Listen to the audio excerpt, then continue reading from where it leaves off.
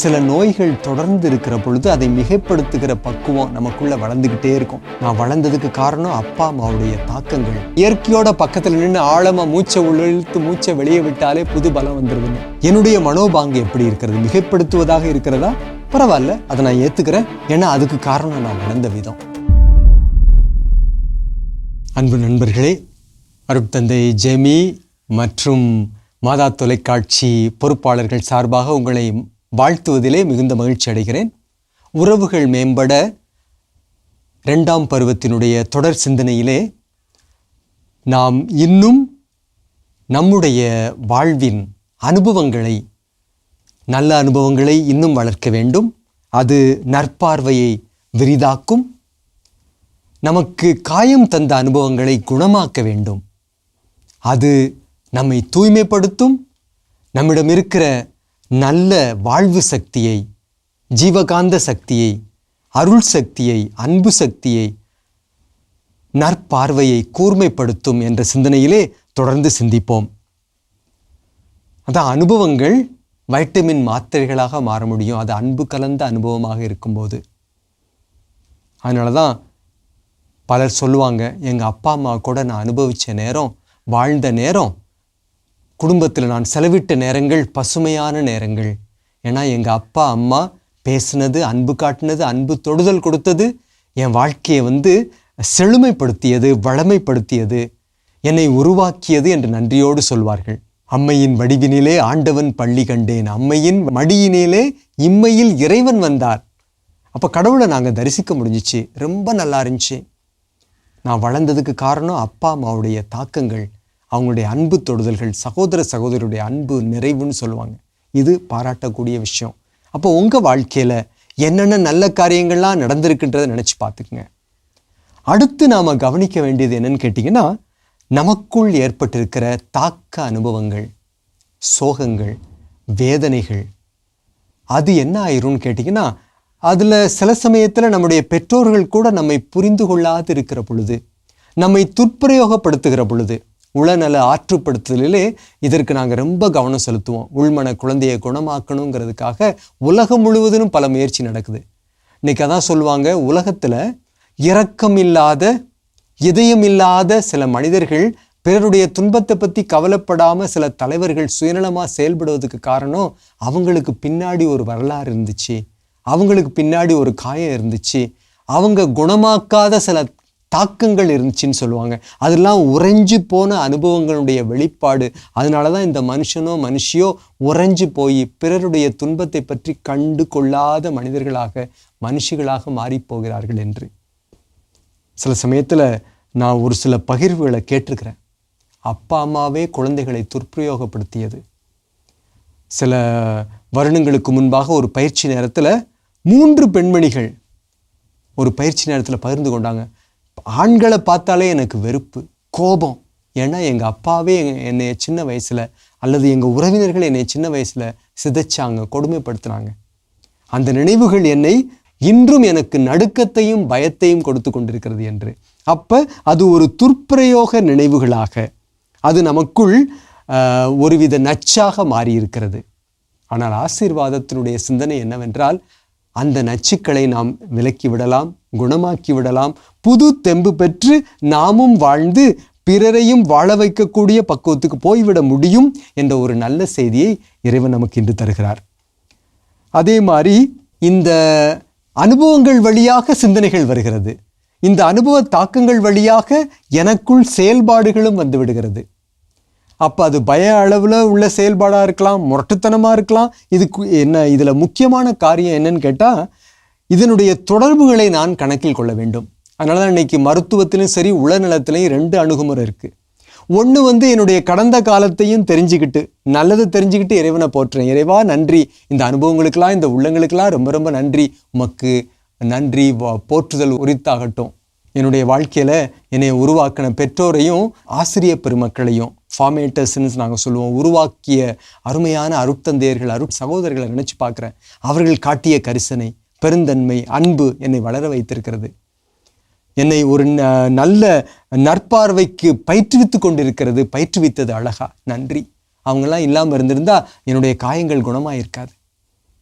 இன்னொரு பக்கம் காயங்களை நினைச்சு பார்க்குறப்ப அந்த காயங்கள் வாழ்க்கையில் ஏற்படுத்தின தாக்கங்களை ஞாபகப்படுத்துகிறது, ஒரு புரிதலுக்கு வர வைக்கிறது. இந்த புரிதல் தாங்க நமக்கு வந்து இது தொடர் பயணம். நான் 100க்கு 100 எல்லாத்தையும் குணமாக்கிட்டு நான் ஒரு நற்பார்வை உள்ளவரா மாறிட முடியாது. இந்த பயணம் தொடர்ந்துக்கிட்டே இருக்கணும். அதில் தான் சொல்லுவாங்க, எது முக்கியம் தெரியுமா? நான் அந்த பயணத்துக்குள்ள நுழைந்தவளாக இருக்கணும். அங்கே தான் பணிவு வருது. என் குடும்ப உறுப்பினரில் ஒவ்வொருத்தருக்கும் ஏதாவது காயம் இருக்குது, ஏதாவது சோகம் இருக்குது, ஏதாவது சங்கடம் இருக்குது, ஏதாவது இயலாமை இருக்கிறது. அவர்களுக்கும் நான் நேரம் கொடுக்குறேன். அங்கே தான் புரிதல் வருது, தெரிதல் வருது, பொறுமை வருது, இரக்கம் வருது.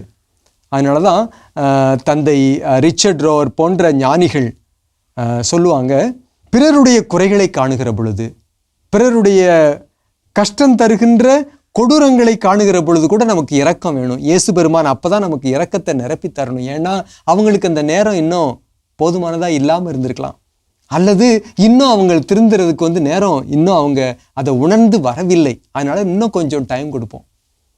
பிரான்சிஸ்கன் ஆன்மீகத்திலே ஒரு செய்தி இருக்கிறது. அதாவது வளர்ச்சி என்பது ஒரு வட்ட வடிவமுள்ள ஒரு கூரிய மேல் நோக்கிய பயணம்னு சொல்லுவாங்க. இந்த வட்டம் இப்படியே போயிட்டு இருக்கும், ஸ்பைரல் மூவ்மெண்ட்னு சொல்லுவாங்க.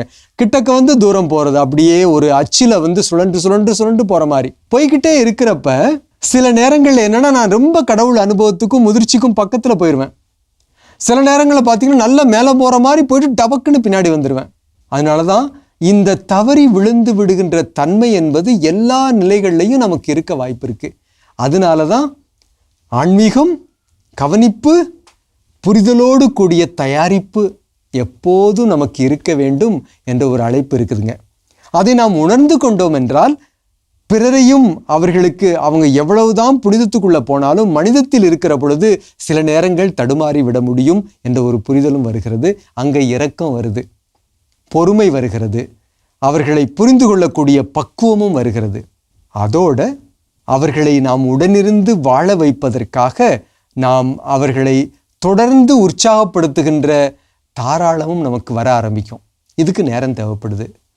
இதுக்கு இறைவன் நம்மை தயாரிக்கிறார். அப்போ இந்த சில நேரங்களில் பார்த்தீங்கன்னா எனக்குள் இருக்கிற எதிர்மறையான செயல்பாடுகள், எதிர்மறையான எண்ணங்கள், முரட்டுத்தனங்கள், குரோதங்கள், உறைந்து போன தன்மைகள் எல்லாமே உடலையும் பாதிச்சிட முடியும். இன்னைக்கு ஆராய்ச்சிகளில் அறிஞர்கள் என்ன சொல்லுவாங்கன்னா, இன்னைக்கு உடல் சார்ந்த நோய்கள்லேருந்து நான் வந்து குணமளிப்புக்கு போகலாம். அப்போ என்னுடைய கடந்த கால அனுபவங்களை ஆராய்ச்சி செய்துவிட்டு அது உடலுக்கு எப்படி தாக்கங்களை ஏற்படுத்துகிறது என்று வரலாம். சைக்கோ நியூரோ இம்யூனாலஜின்னு ஒரு மிகப்பெரிய பாடம் இருக்குது. அதாவது என்னென்னா, அதாவது உடல் மனம் சார்ந்த காரணிகள் உடல் நோயையும் நன்னலத்தையும் எப்படி பாதிக்க முடியும் அப்படிங்கிற ஒரு ஆராய்ச்சி. அது என்ன செய்யுது, நோய் வந்துட்ட பிறகு அதனுடைய தாக்கங்கள் எங்கெங்கெல்லாம் இருக்குது, உணர்விலிருந்து, அனுபவங்களிலிருந்து, பழக்க வழக்கங்களிலிருந்து, உணவு பழக்கங்களிலிருந்து உடலுக்கு வர்றதுக்கு வருவாங்க. அல்லது இந்த மாதிரி அனுபவங்கள்லேருந்து உடலுக்கு போகுதா, அல்லது உடல்லிருந்து அனுபவங்கள் தொடர்பு இருக்குதான்னு கொண்டு வருவாங்க. இதெல்லாம் ஒரு வித ஆராய்ச்சி தன்மைகள்ங்க. எப்படி இருந்தாலும் சில எதிர்மறை எண்ணங்கள், சோகங்கள், குரோதங்கள் மன சோர்வுக்கும் உடல் நோய்க்கு இட்டுட்டு போகுங்கிறத வந்து சிலருக்கு தூக்கம் போயிடுது. ஏன்னா துரத்தும் நினைவுகள் வந்து தொடர்ந்து வந்து மக்களை வந்து பாதிப்புக்கு ஏற்படுத்துது. அதனால தான் கவனமாக இருக்கணும். இதில் முதலடி என்ன தெரியுமா? புரிதல், தெரிதல். எனக்கு இப்படி இருக்கு, அப்போ நான் புரிதலோடு மட்டும் இல்லாமல் அந்த புரிதல் வந்துட்ட பிறகு அதை மாற்றுவதற்கு ஏதாவது செய்ய வேண்டும், அதுக்கு முயற்சிகள் எடுக்க வேண்டும்ன்ற ஒரு செய்தி இருக்குதுங்க. அப்போ அந்த நிலையில் நற்பார்வை முயற்சிகள், நன்னல முயற்சிகள், நாம் ஏற்கனவே சிந்தித்துட்டு இருக்கிற காரியங்களில் இப்படி நன்றாக நன்னலம் பெறுவதற்கு நம்மை தயாரித்து விட முடியும். அது பழகி போயிடணும். வாழ்வின் தினசரி நடவடிக்கைகளில் அங்கமாக மாறிவிட வேண்டும். அதனால தான் இந்த நான் போன பகிர்வில் சொன்னது போல, எந்த நிலையில் நாம் இருந்தாலும் எனக்கு இதான் கண்டிஷன். இப்போ நான் மருத்துவர்களோட பணியாற்றுகிற பொழுது, மனநல மருத்துவராக இருந்தாலும் சரி, உடல்நல மருத்துவராக இருந்தாலும் சரி, எப்போதும் அவங்க பலர் கேட்குறது, ஃபாதர் இவங்களுக்கு ஒரு ஒருங்கமைந்த நன்னல முயற்சி கொஞ்சம் சொல்லிக் கொடுங்க. அதில் மருத்துவர்களும் உள்ளடங்குவாங்க. சில சமயம் மருத்துவர்களை ஒரு முறை மருத்துவமனைக்கு போயிருந்தேன். எனக்கு பரிசோதனை, இதயத்தில் லேசாக வலிக்கிற மாதிரி இருந்துச்சு. நான் மருத்துவர்கிட்ட பேசுறதுக்காக போகிறேன். அவர் என்னையை பார்த்தோன்னா அவருடைய கதைகள் எல்லாம் கொட்ட ஆரம்பிச்சிட்டாரு. இதெல்லாம் இருக்குது ஃபாதர், அப்படிலாம் இருக்குது. கடைசியில் ஒரு 1/2 மணி நேரம் பேசிட்டு, ஃபாதர் ரொம்ப நன்றி, டீ குடிக்குமா, கொஞ்சம் பொறுங்க, எனக்கு நெஞ்சில் லேசாக வலிக்கிற மாதிரி இருந்துச்சு அப்படின்னு. நான் ஐயோ ஃபாதர், அப்போ உங்கள்கிட்ட பேசணும், கொஞ்சம் வாங்க உட்காருங்க அப்படின்ட்டு. எதுக்கு சொல்ல வரேன்னா, எல்லாருக்கும் இந்த ஒரு தொடர்புகளை நாம் தெரிந்து கொண்டு நாம் ஏதாவது செய்து கொண்டே இருக்க வேண்டும். அப்போது நம்மால் ஓரளவுக்கு ஒரு நிதானம் தருகின்ற ஒருங்கமைந்த நன்னலத்தை நோக்கி நாம் போய்விட முடியும். அதில் இன்னொரு நன்றி கடன் என்ன தெரியுமா? வாழ்க்கை ஒரு கொடைங்க. நம்ம வாழ்க்கையில் பார்த்தது நம்மள பலர் பார்த்துட்டோம். ரொம்ப குட்டி குழந்தைங்க பார்த்துருக்க மாட்டாங்க. இதை பார்த்தோம், கொரோனா தொற்று நோய் பற்றிலாம் பார்த்தோம். நம்மோடு நாம் நேசித்த பலர் இன்னைக்கு இல்லை. ஆனால் கடவுள் நமக்கு வாழ்க்கையை ஒரு கொடையாக கொடுத்தார். இது மிகப்பெரிய கொடை. அப்போ நன்றி சொல்வோம். அப்போ அந்த கொடையை நாம் நன்றாக வாழ்வோம்.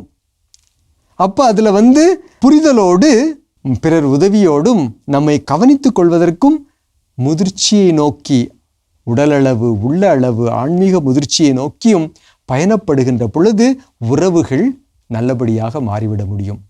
அதனால தான் மருத்துவர்கள் சில நோய்கள் உள்ளவங்களை இவங்களுக்கு என்ன மருந்து கொடுத்தாலும் கேட்க மாட்டேங்குது. அப்போ ஃபாதர் ஏதாவது செய்கிறீங்களா? உடனே நாங்கள் இந்த உள்ளார்ந்த பயிற்சியை ஆரம்பிக்க சொல்லுவோம். இந்த நற்பார்வை நல் சிந்தனை அடிப்படையில் அந்த உள்ளார்ந்த பயணத்தை மேற்கொள்கிறப்ப அவங்க இன்னும் குணமாக்காத ஏதாவது காயங்கள் தெரிய வரும். அதில் சிலருக்கு பார்த்திங்கன்னா பல காயங்கள் அடுக்கடுக்காக இருந்துக்கிட்டு இருக்கும். அப்போ அதை குணமாக்குறப்ப எதிர்ப்பு சக்தி அதிகமாகுது. இன்னைக்கு இந்த நரம்பு வழி குணப்படுத்துகிற முயற்சிகளிலே ரொம்ப இதை பற்றி பேசுகிறாங்க. அதாவது இந்த உடலையும் மனசையும் தொடர்படுத்தி அந்த நோய் எதிர்ப்பு சக்தி நோய்த்தன்மைகளுக்குள்ள தொடர்புகளையும் காட்டுறாங்க. இதை பற்றி ஆராய்ச்சிகள் அதிகமாக வளர்ந்துக்கிட்டே இருக்குது. இன்னும் அதை பற்றி தெரிவுகளும் இருக்குது. அது குணமளிக்கின்ற எதிர்ப்பு சக்தியையும் அதிகரிக்குதுன்ற ஒரு தன்மையும் இருக்குது. அதனால தான் இன்னைக்கு அந்த ஒருங்கமைந்த மருத்துவ முயற்சிகள் இதை ரொம்ப அதிகமாக கணக்கில் எடுத்துகிட்டு போயிட்டுருக்குறாங்க. அப்போ நம்ம எல்லாருமே மகிழ்ச்சி பெற முடியும், பலம் பெற முடியும் அப்படிங்கிற ஒரு யதார்த்தம் இருக்குது. இப்படி பார்க்குறப்ப நம்முடைய வாழ்க்கையில் நாம் பெற்ற அனுபவங்கள் வழியாக எப்படியெல்லாம் நம்முடைய மனபாங்கை நம்ம மாற்றியிருக்கிற முடியும் அப்படிங்கிற ஒரு சிந்தனையை முன் வச்சோம். நம் மனோபாங்கு ஒரு விதத்திலே வடிவமைக்கப்பட்டிருக்கிறது. அப்போ இந்த சிந்தனைகளில் சில செய்தி தொடர்ந்து வர்றதை பார்ப்பீங்க. கடந்த காலத்துக்குள்ள தொடர்பு, அது நிகழ்காலத்துக்கு ஏற்படுத்துகின்ற பாதிப்பு, அதனுடைய விளைவாக வருங்காலம் எப்படி வடிவமைக்கப்படுகிறது என்பதை பற்றிய ஒரு சிந்தனையும் உங்களுக்கு ஒரு தெளிவு கிடைச்சிருக்கும், இன்னும் கிடைச்சிக்கிட்டே இருக்கும். அப்போ பார்த்தீங்கன்னா இதில் நாம் நம்மையே நாம் கவனித்து கொண்டிருக்க வேண்டும். குறிப்பாக நம் வாழ்வில் நடந்திருக்கிற ஆழமான அனுபவங்கள் என்னங்கிறத தெரிந்து கொள்ளணுங்கிறதுல ரொம்ப ஒரு முக்கியத்துவத்தை கோடிட்டு காட்டுவாங்க குணமளிப்பு வல்லுநர்கள். சரியா? அப்படிங்கிறப்ப அதை நான் தெரிந்து கொள்கிறேன். என்னுடைய வாழ்க்கையில் உதாரணமாக நிறைய எதிர்மறை காரியங்களே இருந்துருச்சு, எதிர்மறை அனுபவங்களே இருந்துருச்சு, தாக்கங்களே இருந்துருச்சுன்னா இந்த பக்கத்தை நற்பார்வை, நல்ல அனுபவங்களை, நல் சிந்தனைகளை, நல் முயற்சிகளை அதிகரிச்சுக்கிட்டே இருக்கணும். அப்போ அந்த சமநிலை வரும்னு சொல்லுவாங்க.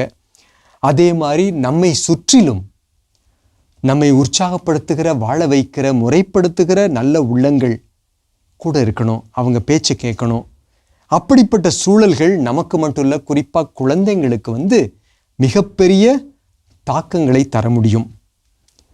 அப்போ இதில் சமீபத்திய ஆராய்ச்சியில் 2 விதமான காரியங்களை சொல்லுவாங்க. அதாவது எதையுமே மிகைப்படுத்தி எதிர்மறையாக பார்க்கிற ஒரு பக்குவம், அதுவும் மனசை பாதிக்குது. ஆஃபுலைசர் மைண்ட் செட்டுன்னு சொல்லுவாங்க. சின்னதையும் ஊதி பெருசாக்குறது.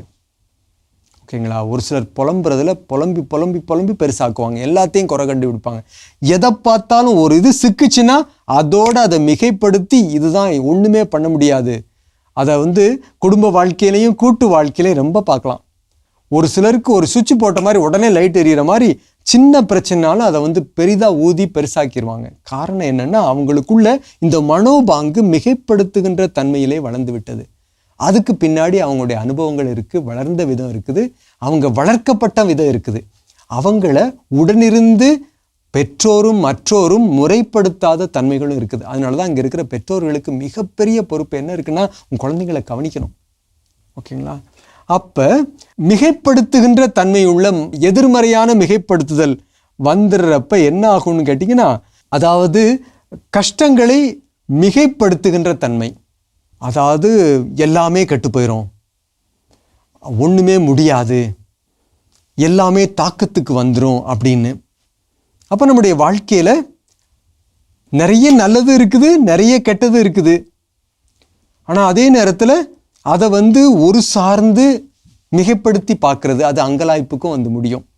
சிலர் அங்கலாய்ப்பு மனநோய் அதிகமாக இருக்கிற பொழுது அதை அவர்கள் வேறு விதத்தில் பார்த்து சோர்வடைகின்ற தன்மை உள்ளதாகவும் இருக்கும். அப்போ சின்ன ஒரு விபத்து வந்துட்டாலும் சரி, அதை வாழ்க்கையவே முடித்து கொள்ளுகின்ற ஒரு காரியமாக பார்த்து கஷ்டப்படுகின்ற மக்களை நாம் பார்க்கிறோம். சிலர் பார்த்திங்கன்னா நோய் கொடுமை வந்துட்டால் போதும், எதிர்மறை எண்ணங்களும் சேர்ந்துருது, பயமும் சேர்ந்துருது, இப்படி ஆயிரும் அப்படி ஆயிரும், அதில் தப்பு எண்ணங்கள் வேற சேர்ந்து வந்துடுது. அது மிகைப்படுத்தி சோர்வையும் அதிகப்படுத்தி விடுகிறது. இதில் இயல்பாகவே சொல்லுவாங்க, சில நோய்கள் தொடர்ந்து இருக்கிற பொழுது அதை மிகைப்படுத்துகிற பக்குவம் நமக்குள்ளே வளர்ந்துக்கிட்டே இருக்கும். அந்த மனோபாங்கு அடிமேல அடி விடுகிறப்ப என்ன ஆயிரும், திரும்பி வந்துடும்.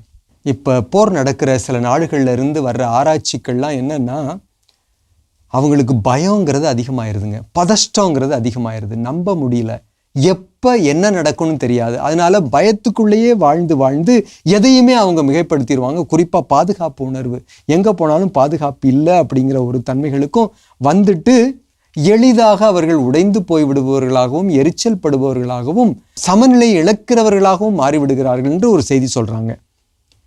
அதை எப்படி கையாளுறது அப்படின்னு சொல்லி கேட்டால், முதல்ல அதை பற்றி புரிதல். இது மாதிரி நடந்துக்கிட்டு இருக்கு, எங்கள் சூழல் இருக்குது.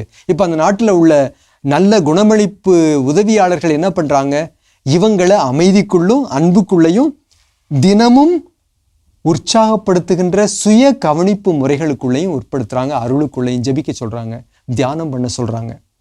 குறிப்பாக இந்த மாதிரி ஸ்ட்ரெஸ், மன அழுத்தம் அதிகமாக இருக்கிற சூழல்கள், சிலருக்கு பார்த்திங்கன்னா நவீன உலகத்தில் இந்த வேலைப்பழுவினால் வருகின்ற மன அழுத்தம் கூட இந்த மாதிரி எதையுமே மிகைப்படுத்துகிற, அப்போ தான் உறவுக்கு வருவோம். இங்கே ஏன் ஃபாதர் இதை போட்டு இப்போ பேசிகிட்டு இருக்கிறீங்க அப்படின்னு ஒரு கேள்வி கேட்பீங்க. இங்கே தான் உறவை அது தொடுகிறது. இப்படி என் மனசு பதபதச்சு போயிருக்கிறப்ப குடும்பத்தில் வர ஒரு சின்ன பிரச்சனையை நான் ஊதி பெருசாக்கிறேன், மிகைப்படுத்தி விடுகிறேன், அங்கலாய்ப்பு வருகிறது, நம்ப முடிவதில்லை, குற்றம் காணவும் குறை சொல்லவும் சோதனை உடனே வருது, சண்டை போடுறதுக்கு, வெறுத்து ஓடுறதுக்கு. ஒன்று சண்டை போட்டு கடைசி வர போராடுறது அல்லது விரிசல்களை பெருசாக்குறது, இல்லைன்னா இன்னொன்று விலகி ஓடி எனக்குள்ளேயே முடங்கி போயிடுறது. இதெல்லாம் மிகைப்படுத்தப்பட்ட தன்மைகள். இதனுடைய மாற்றாக நாம் என்ன செய்ய வேண்டும் அப்படின்னா, இதை நாம் அன்பு கலந்த வியப்பு நிறை, பாசம் நிறை, பக்குவம் நிறை, அருள் நிறை மனோபாங்காக மாற்றிவிட வேண்டும். அப்போ மிகைப்படுத்துகிற, எதிர்மறையாக பார்க்கிற பக்குவத்திலிருந்து அதை நிதானத்தில், பொறுமையில் பார்க்கக்கூடிய அளவுக்கு ஒரு சில நேரத்திலையாவது. ஏன்னா சில நேரங்களில், எல்லா நேரத்துலையும் இப்போ வாழ்க்கையில் பெரிய கஷ்டம் இருந்துக்கிட்டு இருக்க நேரத்தில் உடனடியாக பொறுமையாக பார்த்துட முடியாது. ஆனால் சில சமநிலை பெறுவதற்காக அப்பப்போ இந்த பொறுமையாக பார்க்கறதுக்கு, ஆர்வத்தோடு பார்க்கறதுக்கு, அன்போடு பார்க்கறதுக்கு, அருளோடு பார்க்கறதுக்கு நம்மளை தயாரித்து கொள்ள வேண்டும் என்று சொல்வார்கள். நடைமுறை வாழ்க்கையில் உறவில் என்ன ஆயிடுதுன்னு சொல்லி கேட்டிங்கன்னா, இந்த அதாவது பொறுமையில், அருளில், வியப்பில் பார்ப்பதற்கு மனசு பக்குவம் அடையாமல் போயிடுது. இந்த மிகைப்படுத்தி அங்கலாய்ப்பில் பார்க்கிற மனோபாங்கு தான் இந்த நவீன காலத்தில் வளர்ந்துக்கிட்டே இருக்கு. ஏன் தெரியுமா? வேலைப்பழுவின் காரணமாக மனுஷனுக்கு தூங்குறதுக்கும் நேரம் இல்லை, உடல் பயிற்சிகளுக்கு நேரம் இல்லை, சுய கவனிப்புக்கு நேரம் இல்லை, சுய குணமளிக்கிற முறைகளுக்கு நேரம் இல்லாமல் போயிடுது சிலருக்கு. அதனால தான் ஓய்வு நாட்களை, வார விடுமுறை நாட்களில் அட்லீஸ்ட் ஒரு முறையாவது ஒரு நாளாவது இதை பயன்படுத்தணும் அப்படின்னு. ஆலந்து நாட்டை பற்றி சொல்கிறப்ப சொல்லுவாங்க, அந்த நாடு தான் உலகத்தில் மகிழ்ச்சி நிறைந்த மக்கள் அதிகமாக இருக்கிற நாடுன்னு சொல்கிறாங்க. ஏன்னு ஒரு ஆராய்ச்சி கட்டுரை பிபிசி செய்தி நிறுவனம் 2 மாதத்துக்கு முன்னாடி ஒரு அருமையான ஆராய்ச்சி கட்டுரையை வெளியிட்டுச்சுங்க. அந்த ஆராய்ச்சி கட்டுரையில் அவங்க என்ன சொல்கிறாங்கன்னா, ஆலந்து நாட்டுக்காரங்கிட்ட ஒரு நல்ல தன்மை இருக்குது. என்னன்னு கேட்டிங்கன்னா, 5 நாட்கள் கடினமாக உழைப்பார்கள், 6வது 7வது நாள் தங்களை பார்த்து கொள்வதற்கு, ஆன்மீகத்திற்கு, இயற்கை உணவுக்கு இப்படி நேரம் கொடுத்துருக்குறாங்க. அதே மாதிரி தினசரி உழைக்கிற நாட்களிலுமே தங்களை பார்த்து கொள்வதற்கும் ஆன்மீகத்திற்கும் அவர்கள் முறையான நேரம் கொண்டிருப்பதால் அவர்களிடம் சாந்த குணமும் மகிழ்ச்சிக்கான முயற்சிகள் அதிகமாக இருக்கிறது. அதனால் ஆரோக்கியமும் வளர்கிறது, பொறுமை நிறைந்து காணப்படுகிறார்கள், நிறைய படைப்பாற்றல் சக்தி வளர்கிறது என்று சொல்லுகிறார்கள். ஏன்னா அதுக்கு காரணம் அவங்க புரிதலோட தங்களுடைய சூழலை நல்ல நிலையை நோக்கி வடிவமைத்து கொண்டதன் காரணமாக. இப்போ இதை கடந்து நாம் எப்படி இந்த ஒரு சமநிலைக்கு வர முடியும் அப்படிங்கிற ஒரு தன்மையில் நமக்கு என்ன ஒரு அருமையான யதார்த்தம் இருக்குன்னா, இந்த நற்பார்வை சிந்தனையினுடைய தாக்கங்களிலே அறிஞர்கள் என்ன சொல்லுகிறார்கள்? நாம் நேரம் ஒதுக்கணும், வியப்புக்கு, ஆர்வத்துக்கு, படைப்பாற்றலோடு சில காரியங்களை செய்வதற்கு. அதனால தான் இந்த நற்பார்வை, நல் சிந்தனை, ஆன்மீக சிந்தனை, அதில் தினசரி வழிமுறைகளில் இதெல்லாம் நீங்கள் செஞ்சு பார்க்கலாம் நேரம் இருக்கிறப்ப. அல்லது டெய்லி ஒரு குறிப்பிட்ட நேரம் ஒதுக்கணுங்க. நம்ம ஆன்மீகத்துக்கு சொன்னோம், ஆழ்நிலை தியானம் பண்ணுறது, கடவுள் அருளுக்கான நேரத்தை ஒதுக்கிறது, அப்புறம் இயற்கையோடு சில நிமிடங்கள் செலவிடுவது. இன்னொரு அழகான செய்தி, இன்னைக்கு இயற்கை ரசிகர்கள், இயற்கை சிந்தனையில் வர்றவங்க சுற்றுச்சூழலியல் சிந்தனையிலையும் என்ன சொல்கிறாங்க, இயற்கைக்கு பக்கத்தில் போயிட்டாலே, நம்மிடம் இருக்கிற அங்கே இயற்கையோட பக்கத்தில் நின்று ஆழமாக மூச்சை இழுத்து மூச்சை வெளியே விட்டாலே புது பலம் வந்துடுதுன்னு. ஜப்பான் நாட்டுக்காரங்களை பற்றி ஒன்று சொல்லுவாங்க. பல நேரத்தில் என்ன பண்ணுவாங்களாம், நேரம் கிடைக்கிறப்பெல்லாம் இயற்கையை போய் தொடுறது, மரங்களை கட்டி அரவணைக்கிறது. அப்போ என்ன ஆகுதுன்னா, அதில் இருக்கிற நல்ல நேர்மறை அல்லது இதமான ஜீவ சக்தி இவர்களுக்குள் வருகிறது என்ற ஒரு நம்பிக்கை, அதை அவர்கள் உணர்ந்து பார்க்கிறார்கள். அதே மாதிரி இயற்கை காற்றை சுவாசிக்கிறார்கள், அங்கே போய் சுவாசத்தை முறைப்படுத்தி பயிற்சி செய்கிறார்கள், ஆன்மீக தியானங்களை செய்கிறார்கள் என்று சொல்லுகிறார்கள். அப்போ என்ன ஆகுது, உடலில் இருக்கிற நச்செல்லாம் வெளியே போகுது. குறிப்பாக இன்னைக்கு பார்த்தீங்கன்னா நவீன காலத்து குழந்தைகளுக்கு இயற்கையோடு உள்ள தொடர்பு குறைவாக இருக்குது. ஏன்னா அவங்க வாழ்கிற இடத்த சுற்றி இயற்கை அவ்வளவா இல்லை. நீங்கள் வாழ்கிற பகுதியில் இயற்கை இருக்குதுன்னா நீங்கள் உண்மையிலே பேறு பெற்றவர்கள். அப்போ இந்த வாய்ப்பு கொடுக்குற நேரங்களில் அந்த இயற்கையோடு தொடர்பு கொள்ளுகிற பொழுது சோர்வு வெளியேறுதுன்னு சொல்கிறாங்க, நச்சுக்கள் வெளியேறுதுன்னு சொல்கிறாங்க, இதமான உணர்வு ஏற்படுதுன்னு சொல்கிறாங்க. நமக்குள்ள எவ்வளவு மன அழுத்தம் இருந்தாலும் ஒரு இயற்கையோடு கொஞ்ச நேரம் ஒரு நல்ல உல்லாசமான ஒரு நடைப்பயணம் மேற்கொள்ளுகிற பொழுது புது தெம்பு வருகிறது என்று சொல்கிறார்கள். அதனால தான் ஆன்மீக முயற்சிகளிலே பல நேரங்களில் மலைப்பகுதிகள், இயற்கை சூழல் கலந்த இடங்களுக்கு சென்று சேர வேண்டும் என்று சொல்வார்கள். அப்போ இன்னைக்கு இந்த சிந்தனையின் அடிப்படையில் ஒன்றை நம்ம தெளிவுபடுத்துகிறோம். என்னென்னா, என்னுடைய உடல் நலத்திற்கும் மனநலத்திற்கும் தொடர்பு இருக்கிறது, என்னுடைய மனநலத்திற்கும் உணர்வு நலத்துக்கும் தொடர்பு இருக்கிறது. அதிலே என்னுடைய ஆன்மீக நலம் மிகவும் அதிலே தொடர்புடையதாகவும் இருக்கிறது. அப்போ இந்த நற்பார்வை சிந்தனையிலே நாம் உறவுகளை மேம்படுத்தி கொள்வதற்காக நாம் இந்த புரிதலோடு நான் எப்படி இருக்கிறேன், என்னுடைய மனோபாங்கு எப்படி இருக்கிறது, மிகைப்படுத்துவதாக இருக்கிறதா, பரவாயில்ல, அதை நான் ஏற்றுக்கிறேன். ஏன்னா அதுக்கு காரணம் நான் வளர்ந்த விதம், என்னுடைய சூழல் விதம். நான் அவங்கள குற்றம் சொல்லி சண்டை போடுறதை விட இன்னைக்கு நான் ஒரு புதிய வாழ்க்கையை நோக்கி பிறக்கப் போகிறேன், சின்ன சின்ன முயற்சிகளிலே என்னை பலப்படுத்த போகிறேன் என்று திட்டமிடுவோம். அப்போ உறவில் வளர்வதற்கு நம்மை ஆர்வம் மிக்கவர்களாகவும் அன்பு மிக்கவர்களாகவும் அருள் நிறைந்தவர்களாகவும் மாற்றிக்கொள்வோம். இறைவன் உங்களையும் என்னையும் ஆசீர்வாதங்களாக மாறுவதற்கு அழைப்பு விடுத்திருக்கிறார். நீங்கள் ஒரு ஆசீர்வாதம், நீங்கள் அன்பு நிறைந்தவர்கள். உங்களுடைய பங்களிப்பினால் இந்த உலகம் அழகாகட்டும் என்று மாதா குடும்ப உறுப்பினர்களோடு சேர்ந்து உங்களை வாழ்த்துகின்றேன். நன்றி. இறைவன் இலவசமாக நமக்கு ஞானத்தை கொடுத்தார். இந்த மூளையானது எல்லா சூழலுக்கும் தன்னை அனுசரித்து போக பார்க்கிறது. நம்ம ஆரோக்கியமா இருந்தோம்னா மற்றவங்களுக்கு உதவி செய்யறோம், வாழ வைக்கிறோம். புது புது வழிகளிலே தன்னை வடிவமைத்து கொண்டிருக்கிறது. 10 நிமிஷம் செஞ்சீங்கன்னா உச்சந்தலிலிருந்து உள்ளங்கால் வரை பயிற்சி இருக்கும்.